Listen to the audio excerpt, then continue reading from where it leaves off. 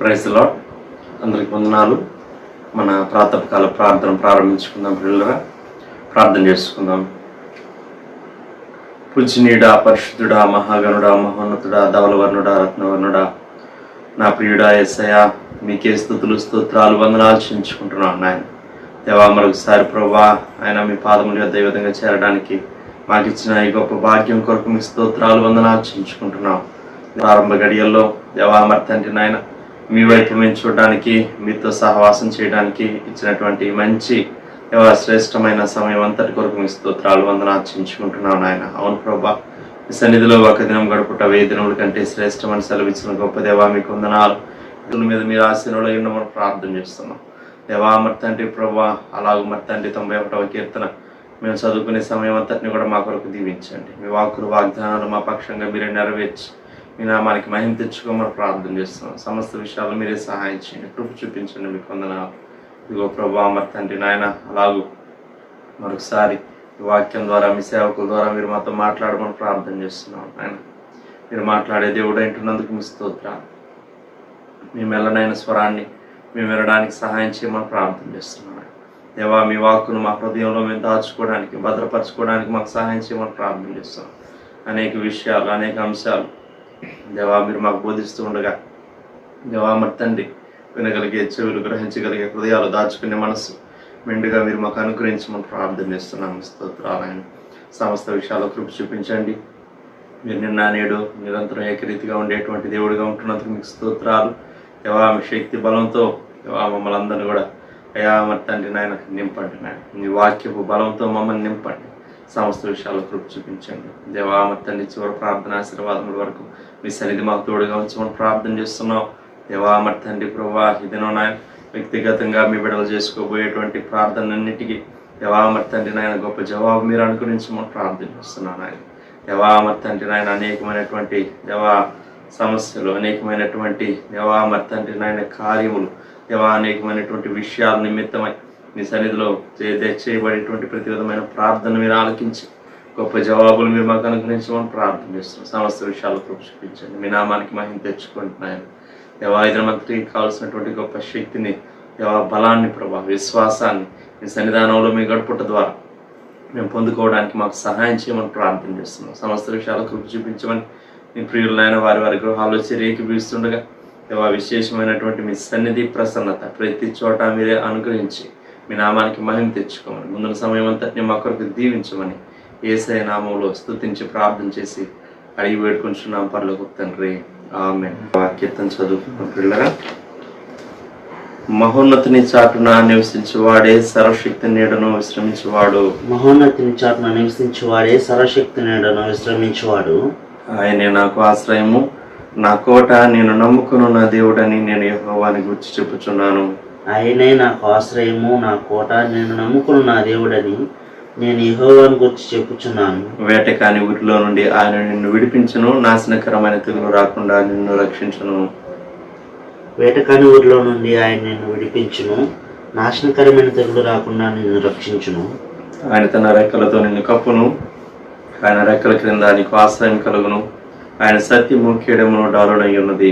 ఆయన తన రెక్కలతో నిన్ను కప్పును, ఆయన రెక్కల కింద నీకు ఆశ్రయం కలుగును. ఆయన సత్యము కేడమును డాలునై ఉన్నది.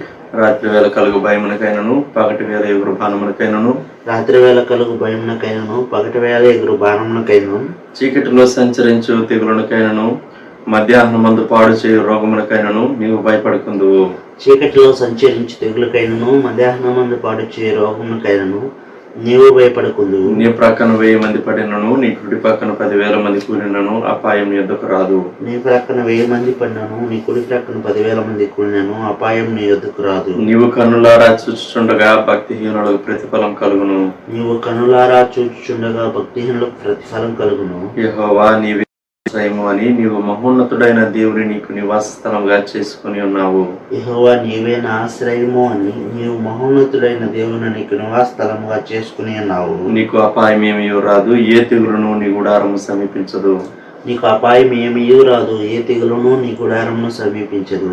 నీ మార్గములన్నిటిలో నిన్ను కాపాడుటకు ఆయన నిన్ను గూర్చి తన దూతలకు ఆజ్ఞాపించును. నీ మార్గములన్నిటిలో నిన్ను కాపాడుటకు ఆయన నిన్ను గూర్చి తన దూతలకు ఆజ్ఞాపించును. నీ పాదములకు రాయి తగలకుండా వారు నిన్ను తమ చేతుల మీద ఎత్తి పట్టుకుందురు. నీ పాదములకు రాయి తగలకుండా వారిని తమ చేతుల మీద ఎత్తి పట్టుకుందురు. నీవు సింహములను నాగు పాములను త్రొక్కెదవు, కొదమ సింహములను భుజంగములను అనగదొక్కెదవు. నీవు సింహములను నాగుపాములను త్రొక్కెదవు, కదమ సింహమును భుజంగములను అనగదొక్కెదవు. అతడు నన్ను ప్రేమించుచున్నాడు గనుక నేను అతన్ని తప్పించదను, అతడు నా నామము ఎరిగిన వాడు గనుక నేను అతని గణపరచెదను. అతడు నన్ను ప్రేమించుచున్నాడు గనుక నేను అతను తప్పించదను, అతడు నా నామం ఎరిగిన వాడు గనుక నేను అతను గణపరచెదను. అతడు నాకు మొరపెట్టగా నేను అతనికి ఉత్తరం ఇచ్చదను, శ్రమలో నేను అతనికి తోడై ఉండదను, అతను విడిపించి అతన్ని గొప్ప చేసేదను. అతడు నాకు మొరపెట్టగా నేను అతనికి ఉత్తరం ఇచ్చేదను, శ్రమలో నేను అతనికి తోడైండదను, అతను విడిపించి అతను గొప్ప చేసేదను. దీర్ఘాయువు చేత అతనిని తృప్తిపరచెదను, నా రక్షణ అతనికి చూపించదను. దీర్ఘాయువు చేత అతని తృప్తిపరచెదను, నా రక్షణ అతనికి చూపించదను. ఆమేన్. దేవుని వాక్యం విందాం పిల్లరా. దైవజనులు ప్రభుదాసంకులు గారు వచ్చి మనకు దేవుని వాక్యాన్ని అందిస్తారు. కీర్తనల గ్రంథం 34వ కీర్తన మొదటి వచనం. నేను ఎల్లప్పుడూ యెహోవాను సన్నుతించెదను, నిత్యము ఆయన కీర్తి నా నోట ఉండును. ప్రార్థన. ప్రేమగల మా ప్రభువా, ఈ సమయంలో మేము స్తుతించటాన్ని గూర్చి ధ్యానిస్తూ ఉండగా ఈ ధ్యానమును మా కొరకు దీవించమని, వీలు చేసే మీ బిడ్డలందరినీ బలపరచమని యేసుక్రీస్తు ప్రభువా నామములో ప్రార్థిస్తున్నాము తండ్రి. ఆమేన్. దావీదు తన జీవితంలో చాలా క్లిష్టమైనటువంటి సమయాల్లో ఈ పాటను, ఈ కీర్తనను తాను రాశాడు. ఈ కీర్తన 34వ కీర్తన ప్రారంభమే నేను ఎల్లప్పుడూ యెహోవాను సన్నుతించెదను. ఎల్లప్పుడూ, సౌఖ్యకాలంలో, కష్టకాలంలో, సమస్యలు ఉన్నప్పుడు, సమస్యలు లేనప్పుడు, నిత్యము ఆయన కీర్తి నా నోట ఉండును. నిత్యము, ఇది అనుదిన స్తుతి. మనం ఎలాగూ గాలి పీల్చుకుని గాలి వదులుతూ ఉంటామో తెలియకుండానే శ్వాసక్రియ మనలో జరిగిపోతూ ఉంటుంది. స్తుతి మన జీవితంలో అలవాటుగా, అంటే యాంత్రికంగా, నామినల్గా కాదు, పూర్ణ హృదయంతో దేవుని స్తుతించడం అనేది మన అభ్యాసంగా ఉండాలి. అనుదిన స్తుతి, అనుదిన స్తుతి. ఇది దావీదు భక్తుని యొక్క అనుభవం. మన సమస్యలు మనల్ని చింతకు నడిపిస్తాయి, దిగులు పడటానికి నడిపిస్తాయి. అయితే స్తుతి విజయానికి సోపానం. ఎప్పుడైతే మనం దేవుని స్తుతిస్తామో మన చింత మనల్ని కృంగ చేయలేదు. కనుక స్తుతిలో ఉన్నటువంటి శక్తి, రహస్యం ఇది. మనం ఈ దినాల్లో దేవుని స్తుతించడానికి మన మనసును మనము దిట్టపరచుకొని దేవునికి స్తుతి చేస్తూ ఉన్నాం. భక్తులు పాడి స్తుతించారు. స్తుతి చేతును నా విజయుడేసును, ప్రతి శత్రువుపై జయమునిచ్చెను, బ్రతుకంతటిలో భయములు తీరే, హల్లెలూయా హల్లెలూయా అని వారు దేవుని పాడి స్తుతించారు. కీర్తనల గ్రంథంలోనే 21వ కీర్తన దగ్గరకు మనం వచ్చినప్పుడు 21వ కీర్తన 13వ వచనంలో, ఇది కూడా దావీదు భక్తుడు రచించినటువంటి కీర్తనే. ఆయన చెప్పినటువంటి మాట, యెహోవా నీ బలమును బట్టి నిన్ను హెచ్చించుకొనుము, మేము గానము చేయుచు నీ పరాక్రమమును కీర్తించెదము. దేవా, మేము నిన్ను స్తుతిస్తాం, మేము నిన్ను కీర్తిస్తాం. దేనిని బట్టి? నీ పరాక్రమమును బట్టి. పరాక్రమము అనేటటువంటి పదము, ఈ టర్మినాలజీ యుద్ధానికి సంబంధించింది. దేవుడు నీ పక్షంగా శత్రువులతో లేక నీ సమస్యతో ఆయన యుద్ధం చేస్తే అప్పుడు నీవు దేవుని స్తుతిస్తావు. లేక నీవు దేవుని స్తుతించడం అనేది దేవుడు నీ సమస్య పక్షంగా కార్యోన్ముఖుడై ఆయనే పూనుకుని నీ సమస్యను సరిచేయటానికి నీ స్తుతి మార్గాన్ని సరళం చేస్తుంది. జ్ఞాపకం పెట్టుకుందాం మనం. స్తుతి మన జీవితాల్లో చాలా చాలా ప్రాముఖ్యమైనది. రాజైనటువంటి యెహోషాపాతు తన జీవితంలో తాను వెళ్ళినటువంటి క్లిష్ట పరిస్థితిలో తాను చేసినటువంటి పనిని గూర్చి దినవృత్తాంతములు 2వ గ్రంథం 20వ అధ్యాయం,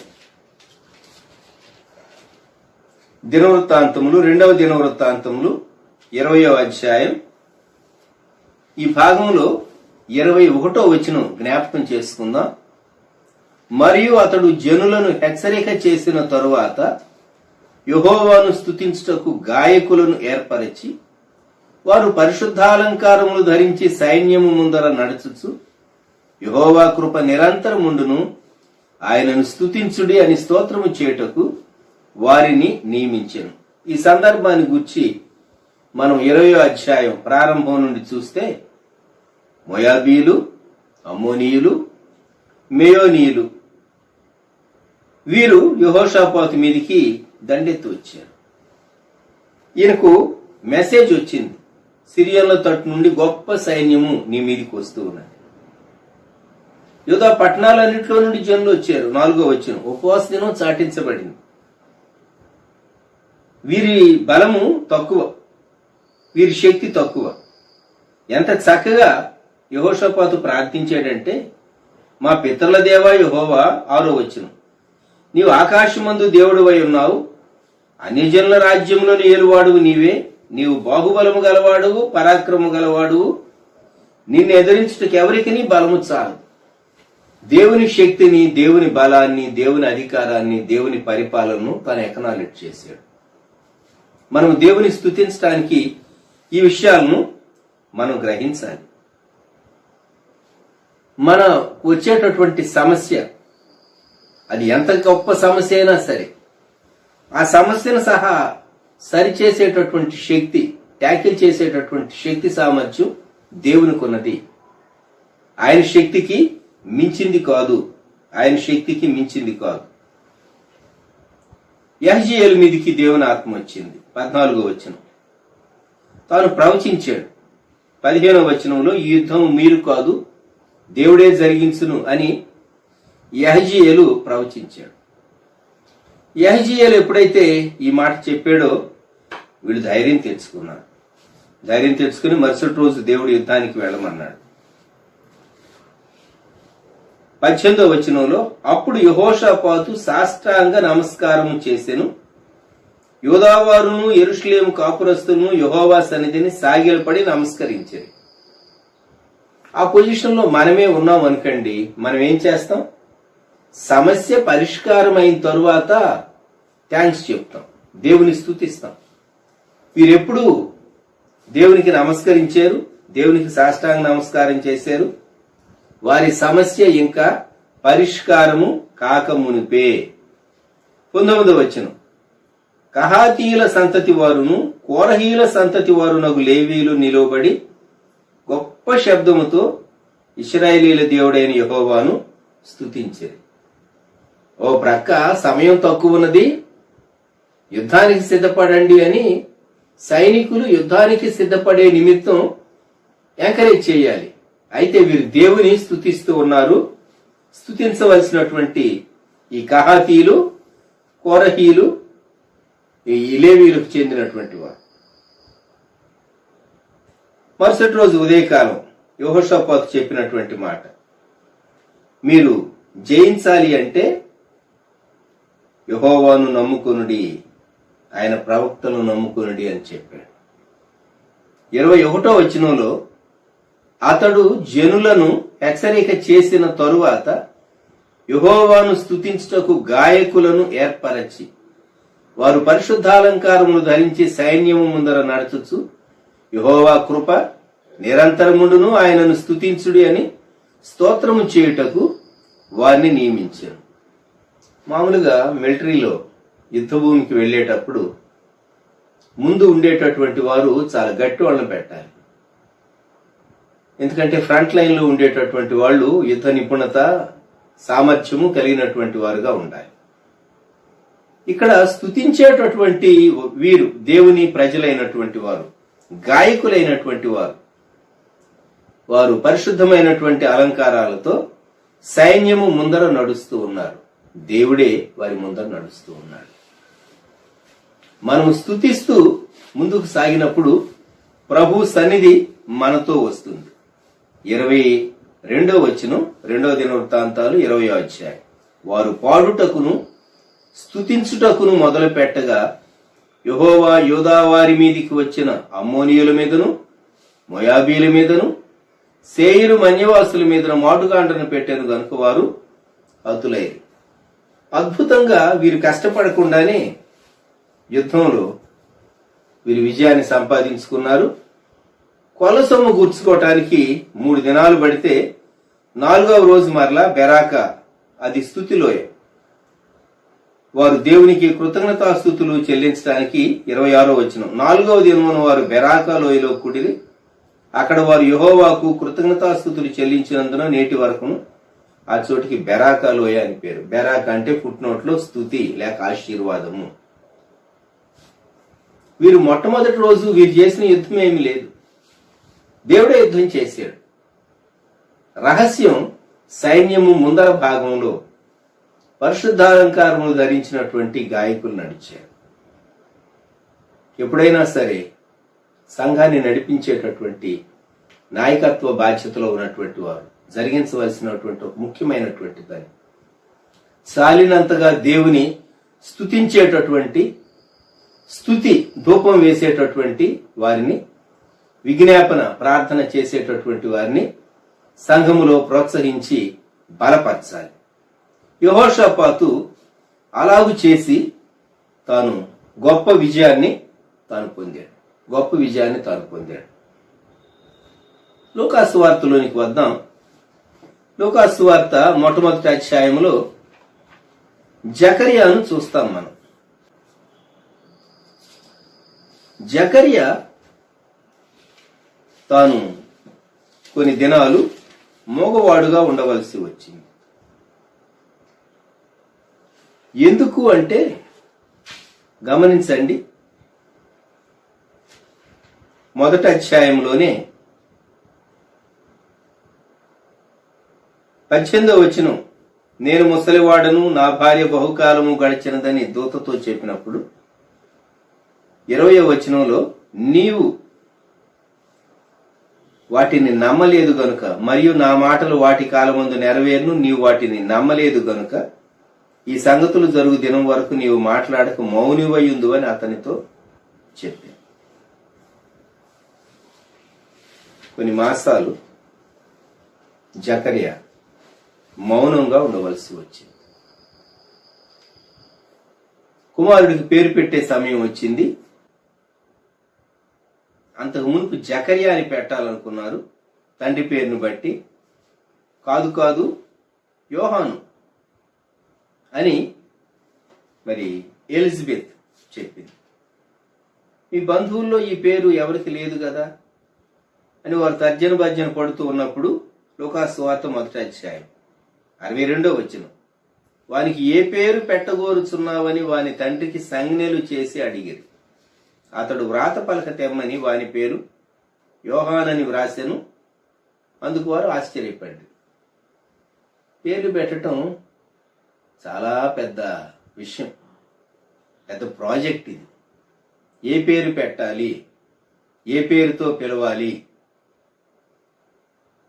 ఎందుకంటే పేరు చాలా ప్రాముఖ్యమైంది. ఇక్కడ దేవుడు వృద్ధాప్యంలో జకర్యా ఎలిజబెత్లకు ఇచ్చినటువంటి ఈ కుమారునికి యోహాను అనేటటువంటి పేరు పలక మీద వ్రాస్తూ ఉండగా 64వ వచనం, అతని నోరు తెరవబడి నాలుక సడలి అతడు దేవుని స్తుతించుచు మాటలాడసాగాడు. అంత మునుపు మౌనంగా ఉండవలసి వచ్చింది, మూగవాడుగా ఉండవలసి వచ్చింది. దేవుడు ఇచ్చినటువంటి పనిష్మెంట్, దేవుడు చెప్పినటువంటి మాట నమ్మనందుకు. మనం ఎప్పుడైతే దేవుని స్తుతించే వారంగా ఉంటామో మనం దేవుని మాట నమ్మినట్లు, దేవుని శక్తిని మనం నమ్మినట్లు. జ్ఞాపకం పెట్టుకోండి. 67వ వచనంలో లూకాసు వార్త 1వ అధ్యాయం, మరియు అతని తండ్రి జకరియా పరిశుద్ధాత్మ పూర్ణుడై ఇట్లు ప్రవచించాను.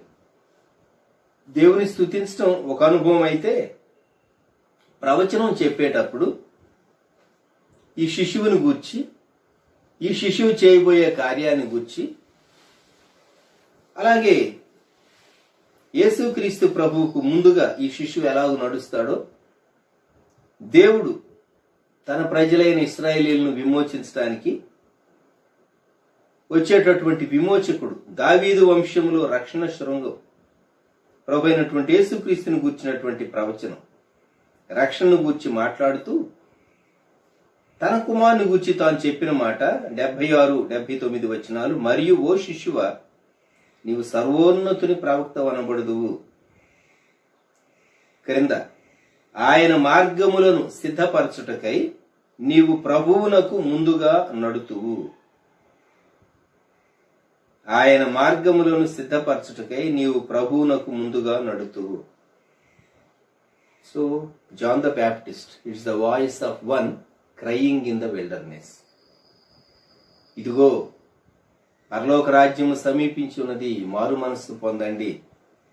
చాలా క్లియర్ గా బాప్తిసం ఇచ్చేటటువంటి యోహాను తాను యేసుక్రీస్తు ప్రభువుకు ముందుగా పైలట్ ఎలాగైతే మార్గాన్ని సరళం చేస్తాడో, మత్తయి సువార్త 3వ అధ్యాయం 1వ వచనము నుండి, ఆ దినములయందు బాప్తిసమిచ్చి యోహాను వచ్చి పరలోక రాజ్యము సమీపించున్నది, మారు మనసు పొందుడని యోదయ అరణ్యములో ప్రకటించుచుండెను. ప్రభువు మార్గము సిద్ధపరచుడి, ఆయన త్రోవలు సరళము చేయడని అరణ్యములో కేకవేయు ఒకని శబ్దము అని ప్రవక్త అయిన యెషయా ద్వారా చెప్పబడిన వాడు ఇతడే. గమనించండి, జకరియా దేవుని స్తుతించాడు. జకరియా చక్కని ప్రవచనం చెప్పాడు. యేసుక్రీస్తు ప్రభు వారి పరిచర్య ఎలా ఉండబోతుందో, తన కుమారుడు యోహాను యొక్క పరిచర్య ఎలా ఉండబోతుందో తాను దేవుని ఆత్మ ద్వారా నడిపించబడి చక్కని ప్రవచనం చెప్పాడు. తాను నాలుక నరము సడలినప్పుడు మొదట దేవుని స్తుతించాడు. అంతేకాదు, తాను ప్రవచనం చెప్పేటప్పుడు మొట్టమొదటి మాట లూకా 1:68, ప్రభువైన ఇశ్రాయేలు దేవుడు స్తుతింపబడును గాక. స్తుతి ఎంత ప్రాముఖ్యమైందో మనము ఈ భాగాల్లో గమనిస్తూ ఉన్నాం. అందుకే మనం ఒకరినొకరు గ్రీట్ చేసుకునేటప్పుడు దేవునికి స్తోత్రం, praise the Lord brother, praise the Lord sister, praise the Lord అని చెప్తూ ఉంటాం. మనం దేవునికి స్తుతి కలుగును గాక, దేవునికి స్తోత్రం అని మనము దేవుని స్తుతిస్తూ ఉంటాం, దేవుని స్తుతిస్తూ ఉంటాం. కీర్తనకారుడు 150వ కీర్తన ఆఖరు వచనంలో తాను చెప్పిన మాటను మనము జ్ఞాపకం చేసుకుందాం. 150వ కీర్తనలో ఆఖరు వచనం 6వ వచనం, సకల ప్రాణులు యెహోవాను స్తుతించుదురుగాక, యెహోవాను స్తుతించుడు. ఈ 150వ కీర్తనలో ఎక్కడ స్తుతించాలి వ్యక్తి?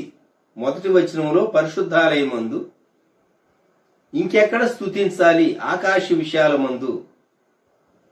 వేటిని బట్టి స్తుతించాలి? ఏ కారణమును బట్టి? 2వ వచనం, ఆయన పరాక్రమ కార్యములను బట్టి, ఆయన మహాప్రభావమును బట్టి. ఏ వాద్యములతో స్తుతించాలి? 3, 4, 5 వచనాల్లో బూరధ్వనితో, స్వరమండలముతో, సితారాతో, తంబురతో, తంతివాద్యములతో, పిలను గ్రోవితో, మ్రోగు తాళములతో, గంభీర ధ్వని గల తాళములతో, నాట్యముతో ఆయనను స్తుతించమని కీర్తనకారుడు ప్రేరేపిస్తూ ఆఖరి వచనంలో సకల ప్రాణులు యెహోవాను స్తుతించుదురుగాక, యెహోవాను స్తుతించుడు. సో మనము ఉనికి కలిగి చెల్లిస్తూ ఉన్నాము అంటే మనము దేవుని స్తుతింపబద్ధులం. మనమే కాదు, ఈ విశ్వమందు ఉండేటటువంటి సకల జీవరాశులు